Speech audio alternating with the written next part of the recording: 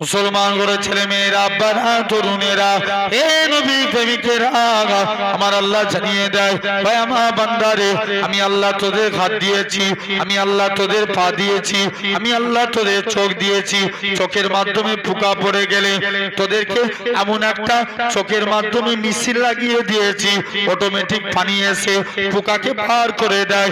বান্দা, আমি আল্লাহ তোদের এত কিছু নিয়ামত দিয়েছি, তোরা আমি আল্লাহ আমাকে দুটো জিনিস দে, তোরা আমাকে রুকু দে, সিজদা দে, সিজদা দে, রুকু দে।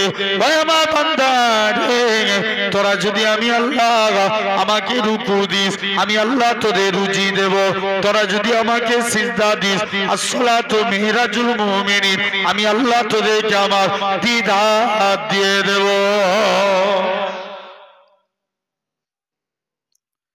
মুসলমান করে ছেলে মেয়েরা, আব্বারা, তরুণেরা, এ নবী প্রেমিকের আগা, আমার আল্লাহ জানিয়ে দেয়, ভাই আমার বান্দারে, তোরা কত অন্যায় করেছিস, কত গুনাহ করেছিস। খবরদার খবরদার, লা তাকনাতু মির রাহমাতিল্লাহ, ইন্নাল্লাহা ইয়াগফিরুয যুনুবা জামিয়া, ইন্নাহু হুয়াল গাফুরুর রাহিম।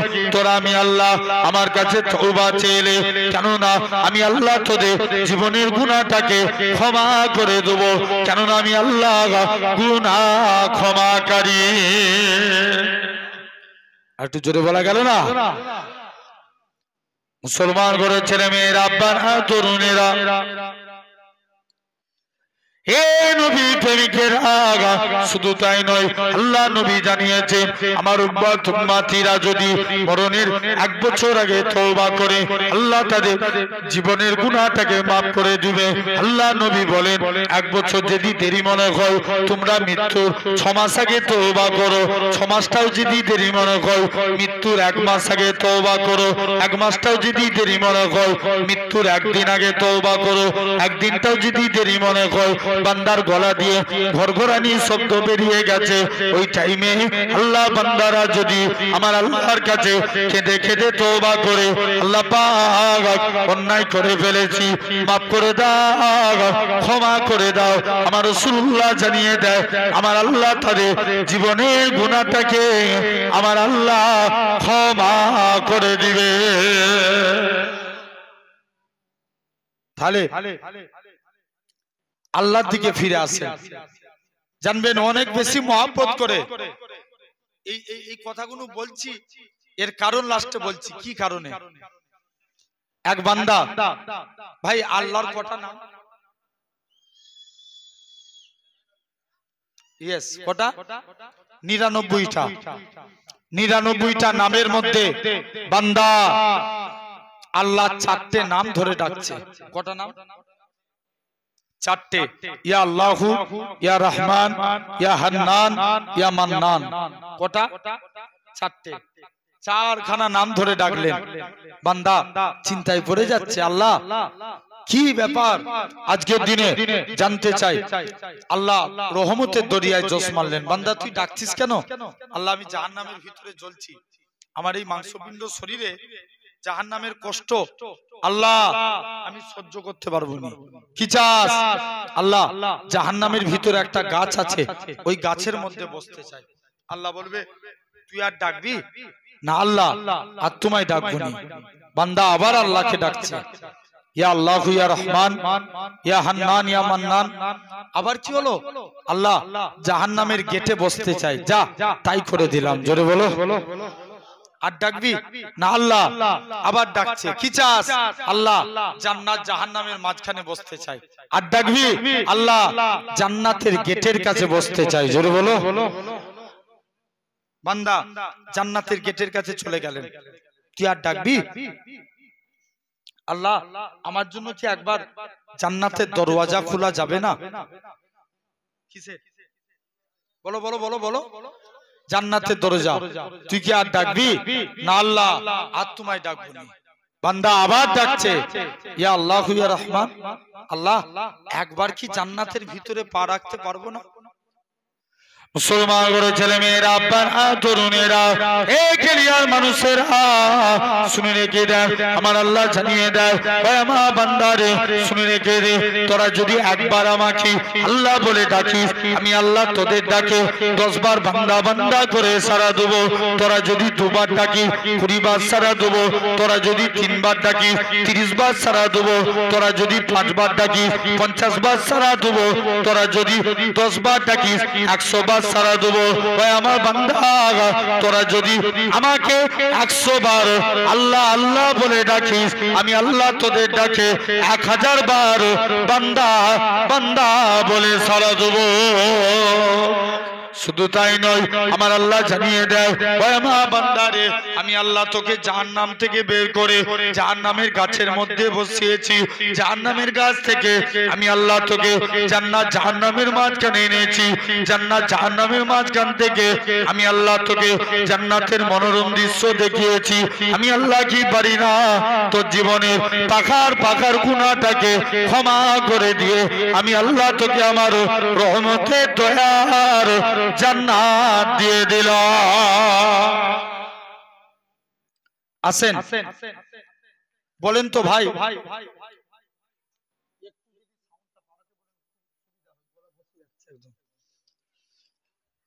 জেনে রেখে দেন ভাইরা, আব্বারা, তরুণেরা, আসেন মন দিয়ে শুনেন। তাহলে এরকম ভাবে, আচ্ছা বলেন তো যুবক, যতদিন আপনার যৌবন, সবাই আপনার দিকে তাকাবে, যৌবন শেষ কেউ তাকাবে? জোর করে বলো, আওয়াজ দিয়ে কথা বলো, তাকাবে না। যতদিন আপনার কাছে টাকা আছে সবাই আপনার পিছনে থাকবে, টাকা শেষ কেউ আপনার পিছনে থাকবে?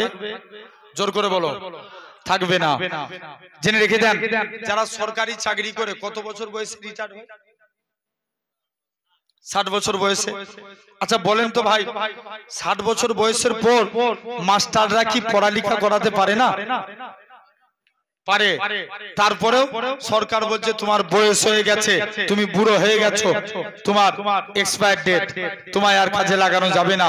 জেনে রেখে দেন, দুনিয়ার মানুষ আপনি বুড়ো হয়ে গেলে আপনাকে দূরে ছুঁড়ে ফেলে দেয়, আর আমার আল্লাহ বলছে, বান্দা তোরা যত বুড়ো হবি তত আমি আল্লাহ আমার কাছে তত প্রিয় হবি। জোরে বলো, মন দিয়ে শুনেন। 1 নাম্বার, 1 থেকে 15 বছর, কত বললাম? 1 থেকে 15 যারা নাবালক, এদের নামে গুনাহ লেখা হবে না।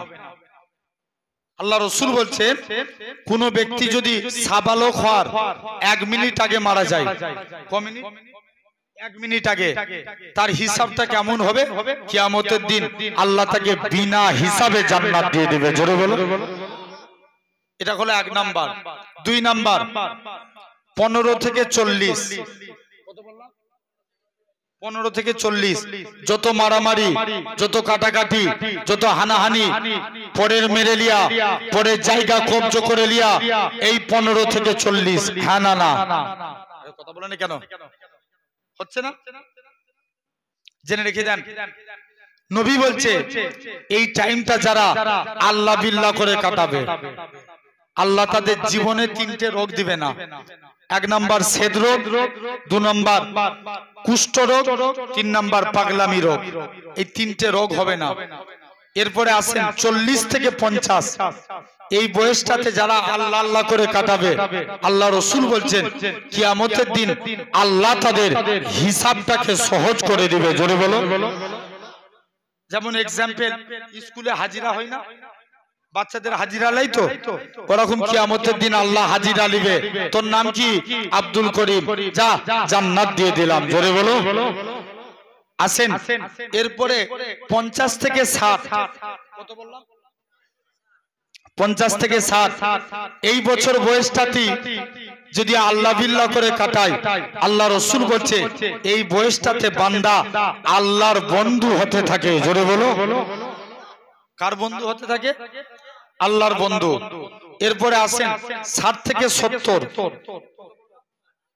60 থেকে 70 এই টাইমটা যারা আল্লাহ বিল্লাহ করে কাটাবে, আল্লাহ বলবে বান্দা অনেকদিন তো দুনিয়া কাটালিস, এবার আইনা আমাকে দিদার দে।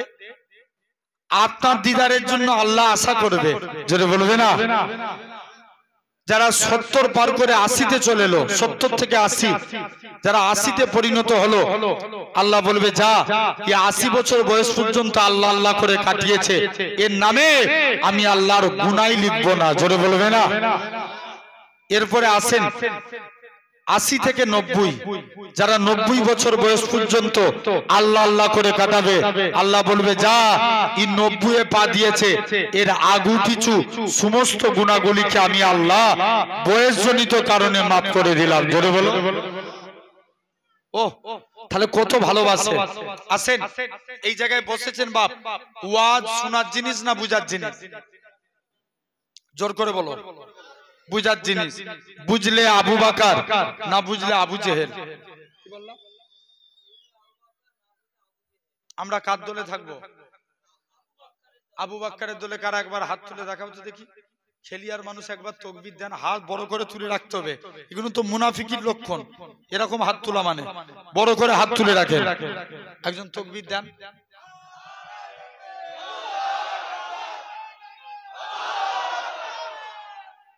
আলহামদুলিল্লাহ, জেনে রেখে দেন। তাহলে আমরা তো আবু বকরের দলে। মাথায় রাখবেন, আমরা আবু বকরের উত্তরসূরি, আমরা ওমরের উত্তরসূরি। ঠিক না ভুল? আওয়াজ দিয়ে কথা বলো। সালাউদ্দিন আইয়ুবীর উত্তরসূরি, ওমর বিন আব্দুল আজিজের উত্তরসূরি, শেরে আলীর উত্তরসূরি। এটা কিন্তু মাথায় রাখতে হবে। হ্যাঁ না? না জোর করে বলো। আসেন, মন দিয়ে শুনেন। তাহলে আমরা হাত তুলেছি কার দলে হব বলে? আবু বকর। এই যে হাত তুলেছি, এটা দেখলো কে? আল্লাহ। কিয়ামতের দিন যদি আল্লাহ এই হাত তোলা কবুল করে নেয়, জানবেন এটার ওসিলাতে আল্লাহ নাজাত দিয়ে দিবে। জোরে বলবে না? জেনে রেখে দেন। তথাপি আমার ভাইরা, আব্বারা, তরুণেরা, এই হাত তুলেছে, এটা দেখেছে আল্লাহ। জাস্ট একটুখানি কথা। মুসা নবী আল্লাহকে একদিন জিজ্ঞেস করছে, আল্লাহ আমি দেখতে চাই দুনিয়ার জমিনের সব থেকে গুনাহগার মানুষকে। আল্লাহ বলছে, মুসা তুই ওই রাস্তায় দাঁড়া, যে প্রথমে হেঁটে হেঁটে যাবে সে হবে গুনাহগার। মুসা নবী বলছে, আল্লাহ আমি নেককারকে দেখতে চাই। আল্লাহ বলছে, মুসা তুই ওই রাস্তাতে দাঁড়া, যে রিটার্ন ফিরে আসবে সে হবে নেককার। মুসা নবী কনফিউজ, আল্লাহ এটা কেমন করে সম্ভব? মুসলমান ঘরে ছেলে মেয়েরা, আব্বারা, তরুণেরা, হে নবী প্রেমিকেরা, আমার আল্লাহ জানিয়েছিলেন, হে আমার কালিমুল্লাহ, হে আমার নবী মুসা, ওই বান্দাটা যখন রাস্তা দিয়ে হেঁটে হেঁটে যাচ্ছিল, তার ছেলেখানা বলতে লাগে, আব্বা জান দুনিয়া বড় না প্রথম আসমান বড়। বাপ খানা জবাব দেয়, বাবা ছেলে দুনিয়ার থেকে প্রথম আসমান বড়। ছেলে আবারও বলে, ও জনমদাতা বাপ, প্রথম আসমান বড় না দ্বিতীয় আসমান? দ্বিতীয় আসমান বড়। দ্বিতীয় আসমান বড় না তৃতীয় আসমান? তৃতীয় আসমান বড়। এরকম ভাবে সাত তবক আসমান বড়। ছেলে আবারও বলে, ও জনমদাতা বাপ, সাত তবক আসমানের থেকে কি বড়? বাপ খানা জবাব দেয়, বাবা ছেলে সাত তবক আসমানের থেকে আমি তোর আব্বা, আমার গুনাহখানা বড়। ছেলে আবারও বলে, ও জনমদাতা বাপ, আপনার গুনাহ থেকে কি বড়? বাপ খানা জবাব দেয়, বাবা ছেলে আমার গুনাহ থেকে আমার আল্লাহ পাকের দয়া, আল্লাহর রহমত খানা বড়।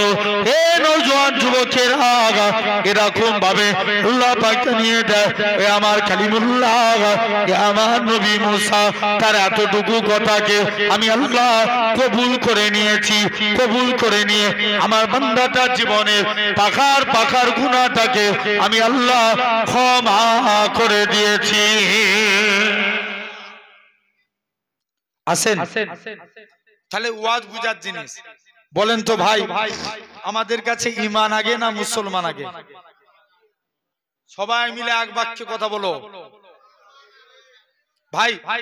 বলেন তো আমাদের দুর্দশা কি কারণে জানেন? আমরা হচ্ছে এই আগুন। কথা বুঝতে পারছেন না? কি বললাম? এই এরকম আগুন হাতের। আচ্ছা এই হাত দিয়ে যদি দেয়ালটায় মারেন, হাত কি হবে? ভেঙে যাবে। যদি এইটাকে মুঠো করি, কথা বলে না, দেয়াল ভেঙে যাবে। বুঝাতে পারলাম আপনাদেরকে? আমরা আছি এখন এরকম। বুঝতে পারলেন না আমার কথা? তাহলে হতে হবে কি? কথা বলে না, হাতটা তুলে দেখান এরকম মুঠো করে। হতে হবে কি? আরে এটা কি রকম তোমাদের ব্যবস্থা? হাত তুলে রাখো, এরকম মুঠো হতে হবে, বলেন ইনশাআল্লাহ। হাত ফাঁকা রেখে নয়, মুঠো করে বলেন মুঠো হতে হবে ইনশাআল্লাহ। জেনে রেখে দেন। আসেন ভাইরা, আব্বারা, তরুণেরা, তাহলে প্রথম বুঝতে হবে আগে মুসলমান না আগে ঈমান? এক বাক্যে বলেন, সবাই মিলে বলেন ঈমান। আগে ঈমানকে মজবুত করতে হবে, বলেন ইনশাআল্লাহ, এরপরে মুসলমান।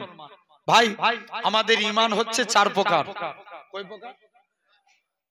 জোর করে বলো। 4 প্রকার।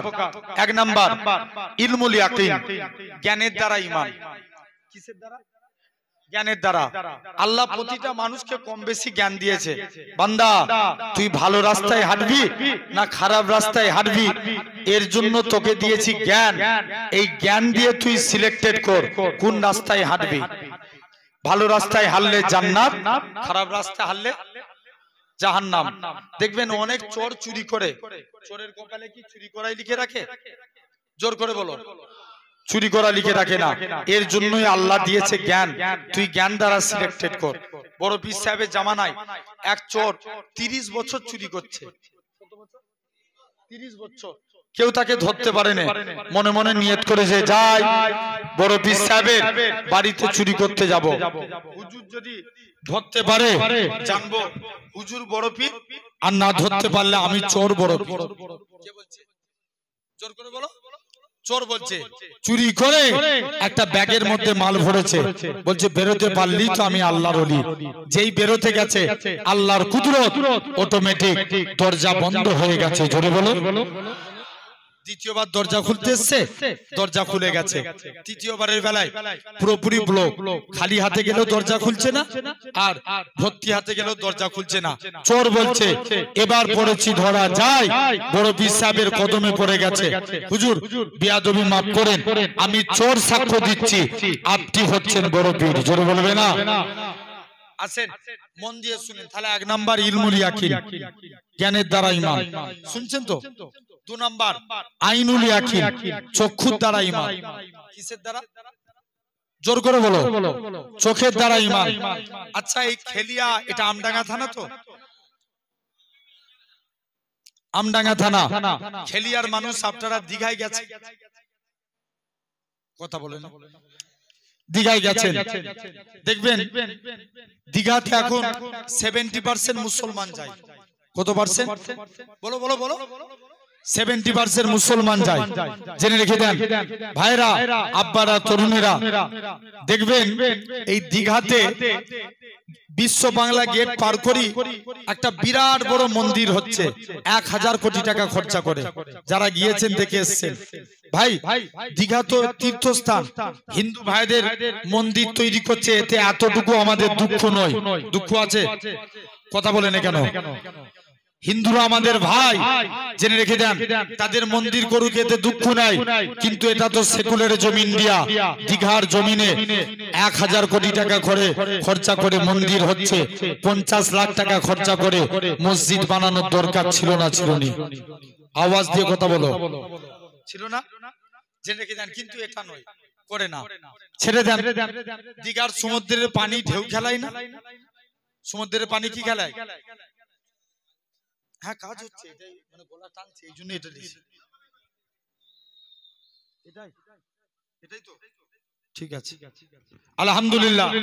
জেনে রেখে দেন ভাইরা, আব্বারা, তরুণেরা, মন দিয়ে শুনেন আমার কথা। এরকম ভাবে দেখেন দীঘার সমুদ্রের পানি কি খেলায়? ঢেউ খেলায়। ভাই কলকাতায় একটা পার্ক আছে নিকো পার্ক, এই নিকো পার্কের ভিতর একটা ওয়াটার পার্ক আছে, এখানে মেশিনের সাহায্যে পানি ঢেউ খেলাচ্ছে।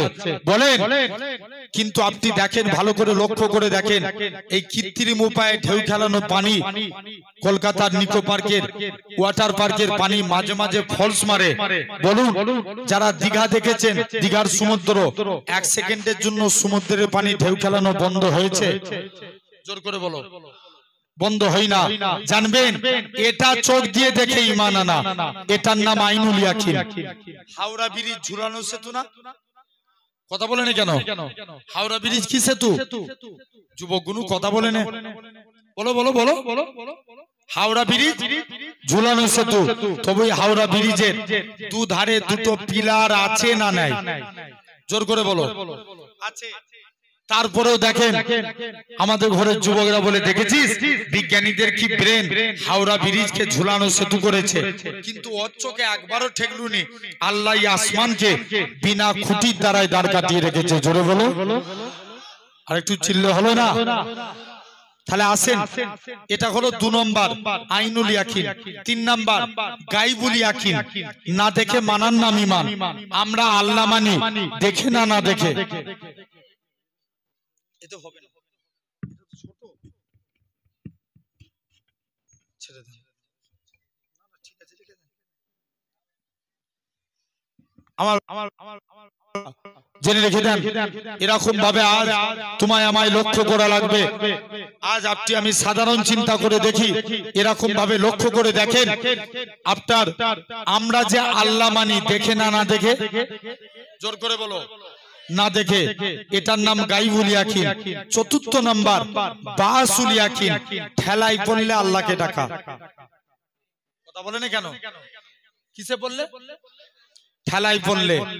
দেখবেন কিছুদিন আগে একটা প্লেন ক্র্যাশ হলো বাইরের দেশে।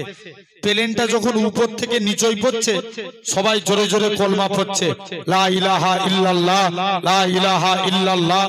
কিন্তু অথচ খবর নিয়ে দেখো, ও যখন প্লেনে উঠেছে তখন আল্লাহকে ডাকে না। কথা বলে না, জোর করে বলো। আছে না নাই? দেখেছে? ডাকে না। জেনে রেখে দাও ভাইরা, আব্বারা, তরুণেরা, ঠিক সিচুয়েশন আমাদের মধ্যে দাঁড়াচ্ছে। আমরা সময় থাকতে থাকতে সময়ের কদর দিইনি। যখন আমাদের একদম নিঃস্ব হয়ে যাব, তখন আল্লাহকে ডাকবো, তখন আর কি হবে?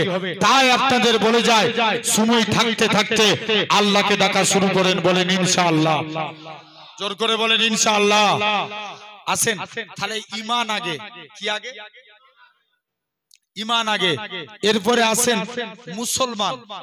ভাই, মুসলমান আবার 2 প্রকারের হয়, শুনছেন না? এই জোর করে বলেন, শুনছেন তো? মুসলমান 2 প্রকারের হয়, একটা মুসলমান, একটা ঈমানদার মুসলমান। আমরা কোন দলটায় থাকতে চাই? জোর করে বলো। ঈমানদার মুসলমান কারা কারা হাত তুলে দেখান। ভাই এরকম এত আওয়াজ দেন, জোর করে তাকবীর দেন, নারে তাকবীর।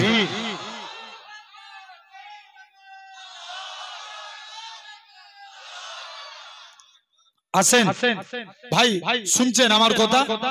মুসলমান আর ঈমানদার মুসলমান। মুসলমানকে খবর নিয়ে দেখেন, দেখবেন এই রিসেন্ট ওয়াকফ বোর্ড বিল 2025 আপনারা ইতিমধ্যে অবগত, ঠিক না ভুল? জোর করে বলেন, আওয়াজ সিংহের মতো দিয়ে বলেন, ঠিক না ভুল? এটার জন্য কিন্তু আমাদের অন্তরে দাউ দাউ করে আগুন জ্বলছে, ঠিক না ভুল? জেনে রেখে দেন, আজ আপনারা হয়তো আজকে আমডাঙ্গাতে আপনাদের প্রোগ্রাম হয়েছে, হয়েছে তো আলহামদুলিল্লাহ। জেনে রেখে দেন, শুধু আজ আমডাঙ্গা বলে নয়, গোটা ভারতবর্ষ জুড়ে এই আন্দোলন চলছে। এবং যতদিন না এই বিল প্রত্যাখ্যান করছে, ততদিন এই আন্দোলন চলবে। বলো ইনশাআল্লাহ। না 1 সপ্তাহ পর নিভিয়ে যাবেন? কথা বলে না, আমার তো মনে হচ্ছে 1 সপ্তাহ পর সব নিভিয়ে যাবে নাকি? বলেন, যতদিন পর্যন্ত ওয়াদা করেন হে আল্লাহ, কথা বলে না কেন? ওয়াদা করেন হে আল্লাহ, যতদিন পর্যন্ত এই বিলকে প্রত্যাখ্যান না করছে, আমরা রাস্তায় নেমে অবরোধ করব, আন্দোলন করব, ঠিক না ভুল? জোর করে বলেন, ঠিক না ভুল? জেনে রেখে দেন ভাইরা, আব্বারা, তরুণেরা, আসেন এখানে। শুনছেন আমার কথা? একটু বুঝার চেষ্টা করেন, দেখবেন এই যে বললাম মুসলমান আর একটা কি ঈমানদার মুসলমান। ভাই এখানে আবার কিছু আছে, এদেরকে কেন্দ্রীয় সরকার মুসলমান সাজিয়ে করছে নাকি জানি না, তবে যদি সত্যিকারের মুসলমান হয়, আমি মনে করি এরা মুসলমানই না।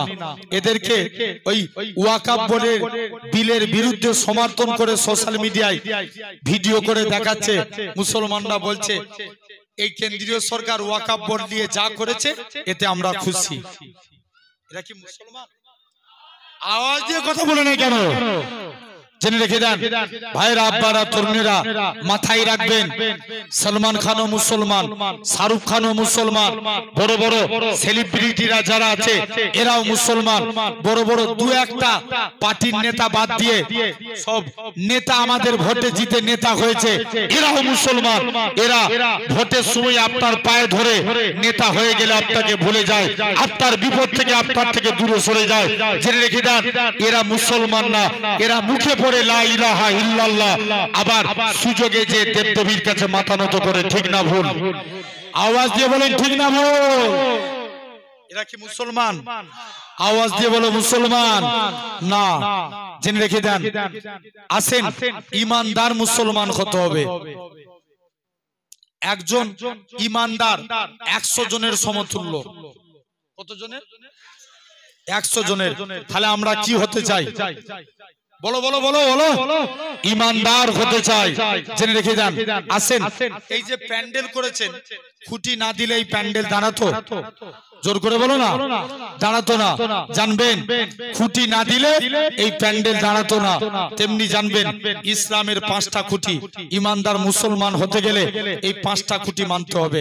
1 নাম্বার হাদিস শরীফ, বুনিয়াল ইসলাম আলা খামসিন, ইসলাম 5টি স্তম্ভের উপর দাঁড়িয়ে আছে। ফার্স্ট শাহাদাতু আল্লাহ ইলাহা ইল্লাল্লাহ, আগে একতার প্রতি সাক্ষ্য দাও আল্লাহ ছাড়া কোনো উপাস্য নাই, আল্লাহ ছাড়া কোনো মাবুদ নাই, ওয়া আন্না মুহাম্মাদান আবদুহু ওয়া রাসূলুহু, মুহাম্মদ সাল্লাল্লাহু আলাইহি ওয়াসাল্লাম হলেন আল্লাহর প্রেরিত রাসূল ও বান্দা। ধরে বলে আসেন ভাই, দিকে দিকে দেখেন কলেমাকে মিটানোর একটা প্রচেষ্টা চলছে। হ্যাঁ না না? জোর করে বলো ভাই, চলছে না? কলেমাকে মিটানোর একটা প্রচেষ্টা চলছে। জেনে রেখে দেন, আবারও বলছি, মাথায় রাখবেন, হিন্দু ভাইদের সঙ্গে আমাদের কোনো দূর সম্পর্ক নয়, তাদের সঙ্গে আমাদের দুশ্মনিতা নয়। হ্যাঁ না না? জোর করে বলেন। আমাদের কি আজকে বলেন এই ওয়াকফ বোর্ড বিল, এই ওয়াকফটা কি? ওয়াক্তে লিল্লাহ। আপনারা ইতিমধ্যে বিভিন্ন খবরের মাধ্যমে বা বক্তব্যের মাধ্যমে জেনে গেছেন এই ওয়াকফ বোর্ডটা কি। কি আমাদের পূর্বপুরুষেরা, মনে করেন এই এলাকার কোন একজন ধনী ব্যক্তি আছে, শুনছেন আমার কথা? এই এলাকার একজন, কথাগুলো শুনবে না, জেনে রেখে দেন। মনে করেন এই এলাকায় একটা বিরাট বড় ধনী ব্যক্তি আছে। এই এলাকায় 90% মুসলমানের মধ্যে 10% ধনী আর 80% কি গরিব। এখন যারা ধনী ব্যক্তি, এদের কিছু সম্পত্তি এরা ওয়াক্তে লিল্লাহ, অর্থাৎ আল্লাহর রাস্তে জান্নাত লাভের আশায় যে সম্পত্তি দান করে, এটাকে বলা হয় ওয়াকফের সম্পত্তি। বুঝতে পারলাম? এটা হচ্ছে মূল ওয়াকফের সম্পত্তি। এটা ভারতবর্ষের জমিনে সবথেকে সম্পত্তি বেশি 3য় নম্বরে আছে ওয়াকফ বোর্ড, যেটা মুসলমানদের সম্পত্তি। আমি একটু আগে দেখছিলাম কলকাতাতেও, আপনার আমাদের কলকাতায় ওয়াকফের সম্পত্তি টোটাল 8000 কত দেখলাম, কত যাকে এই মুহূর্তে আমি পাচ্ছি না, যদি আমি ইনশাআল্লাহ পরে বলবো। এই কলকাতায় মনে করেন এয়ারপোর্টের ভিতরে, এয়ারপোর্টের কিছু অংশ এটা ওয়াকফের সম্পত্তি। এরকম ভাবে অনেক অনেক জায়গা আছে যেগুলো ওয়াকফের সম্পত্তি। এগুলো এতদিন ছিল মুসলমানদের নিজেদের ক্ষমতায়। কি কথা বলেন? মুসলমানদের নিজেদের ক্ষমতায়। এটা ওয়াকফ বোর্ড এখানে করলো কি, কেন্দ্রীয় সরকার আপনার সাংবিধানিক আইন অমান্য করে এই ওয়াকফ বোর্ড সরকারি দপ্তরে তুলে দিল। কি মনে করেন? এক্সাম্পল কেমন? ধরেন এটা আপনার মসজিদ। হ্যাঁ না না? এটা মসজিদ। আজকে আপনি নামাজ পড়তে যাচ্ছেন নিজের স্বাধীনতায়, আপনি এই মসজিদে আপনার যতটা অধিকার এজ এ মুসলমান হিসাবে আমারও ততটা অধিকার। হ্যাঁ না না? জোর করে বলেন। আল্লাহর ঘর অধিকার সবাই জেনে রেখে দেন। কিন্তু আজকে দেখা যায় এই ওয়াকাফ বোর্ড বিল সংশোধন করে কি এই মসজিদ মনে করেন এই মসজিদে এই ওয়াকাফ সংশোধনী বিলের মানে কি মসজিদ চলে গেল আর তার মনে করেন মসজিদের সম্পত্তি যদি ওয়াকাফের সম্পত্তি হয় এটা সরকারের হাতে চলে গেল কি সরকার মনে করলে তার ইখতিয়ারের ব্যাপার আপনাকে নামাজ পড়তে দিতে পারে না মনে করলে নামাজ পড়তে না দিতে পারে। আচ্ছা এটা কি পরাধীনতা নয়? কথা বলেন কেন? আওয়াজ দিয়ে বলো ভাই, এটা কি পরাধীনতা নয়? মনে করেন আপনি আপনার এলাকায় কবরস্থান ওয়াকাফের সম্পত্তি, কার সম্পত্তি? ওয়াকাফের সম্পত্তি। এখন বলেন এই কবরস্থান ধরেন এটা সরকারি আন্ডারে চলে যাওয়া মানে কি কবরস্থানে আপনি কবর দিতে যাবেন এটা কি সরকারের পারমিশন নিয়ে কবর দিবেন? কথা বলেন। এতদিন এলাকায় কেউ মারা গেলে নিজের ইচ্ছায় যে স্বাধীনভাবে যেখানে মন যায় মাটি খুঁড়ে কবর দেন, হ্যাঁ না না জেনে রেখে দেন।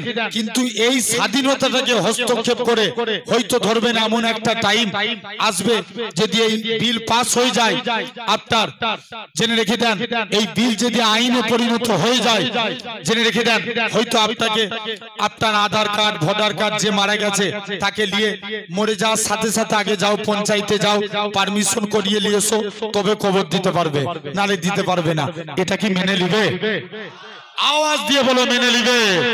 মনে করেন মাদ্রাসা তাদের এখতিয়ারের ব্যাপার ওয়াকাফের সম্পত্তি মাদ্রাসা আছে মাদ্রাসা মনে করলে সিল করে দিতে পারে আবার তাদের মনে করলে মাদ্রাসা খুলতে পারে জেনে রেখে দেন। দরগা খানগা ওয়াকাফের সম্পত্তি মনে করলে বন্ধ করে দিতে পারে মনে করলে ছেড়ে দিতে পারে। এই যে পরাধীনতা এই পরাধীনতা আপনারা কি চান? আওয়াজ দিয়ে বলেন যুবকরা এক বাক্যে আওয়াজ দিয়ে বলেন এই পরাধীন হয়ে বাঁচতে চান? জোর করে বলেন বাঁচতে চান? পরাধীন হয়ে বাঁচতে চাই না। প্রয়োজন পড়ে জীবনের ভাই এমনি তো মরবো এরকম ভাবে জীবনের বিনিময়ে এই ওয়াকাফ বিল প্রত্যাখ্যান করেই ছাড়বো, ঠিক কিনা? জোর করে বলেন ঠিক কিনা? জেনে রেখে দেন এই কালা কাইন হানুন আমরা মানছি না, মানবো না। মানবো? জোর করে বলেন মানবো না। জেনে রেখে দেন কেননা এটা আমাদের ব্যক্তিগত। আজও যদি আমরা ঘুমিয়ে থাকি কিন্তু জেনে রাখবে একদিন তোমাদেরও দিন আসবে। জেনে রাখবে আজও যদি ঘুমিয়ে থাকি এখন দেখছেন কি আরো নিচে পিছতে পিছতে পায়ের তলায় করে দিবে। জেনে রেখে দেন এই পরাধীনতা নিয়ে বাঁচতে চাই না, প্রয়োজন পড়ে লড়াই করে বাঁচতে চাই, ঠিক কিনা? জোর করে বলেন। জেনে রেখে দেন ভাইরা আব্বারা তরুণেরা শুধু তাই নয় আজকে লক্ষ্য করে দেখেন আপনারা কম বেশি খবরে দেখছেন খবর পাচ্ছেন এরকম ভাবে দিকে দিকে দিকে দিকে আন্দোলন চলছে, হ্যাঁ না না? জোর করে বলেন আমাদেরকে এই আন্দোলন জারি রাখার দরকার আছে না নাই? জোর করে বলেন আছে না নাই? জেনে রেখে দেন ভাইরা আব্বারা তরুণেরা শুধু তাই নয় আপনি লক্ষ্য করে দেখেন যেদিকেই তাকাবেন আমার কওমের উপরে অত্যাচার চলছে, হ্যাঁ না না? জোর করে বলো চলছে না? দেখেন আমি এই রিসেন্ট একটা দেখবেন এখানে কিছু শ্রেণীর মানুষ এখানে হিন্দু মুসলমান করছে। কথা বলে জোর করে বলো, একদম খোলাখুলি কথা বলছি ভাই। কিছু শ্রেণীর মানুষ হিন্দু মুসলমান করতে চাইছে। এই রিসেন্ট গত কালকেই মনে হচ্ছে গতকালকে একটা বাসে এটা সোশ্যাল মিডিয়া খুব ভাইরাল করছে আমার হিন্দু ভাইদের একটা তাদের ধর্মীয় পতাকা ধ্বজ বাস থেকে নাকি বলা হচ্ছে জোর করে খোলানো হয়েছে। যদি জোর করে এটা খোলানো হয় এটা দণ্ডনীয়।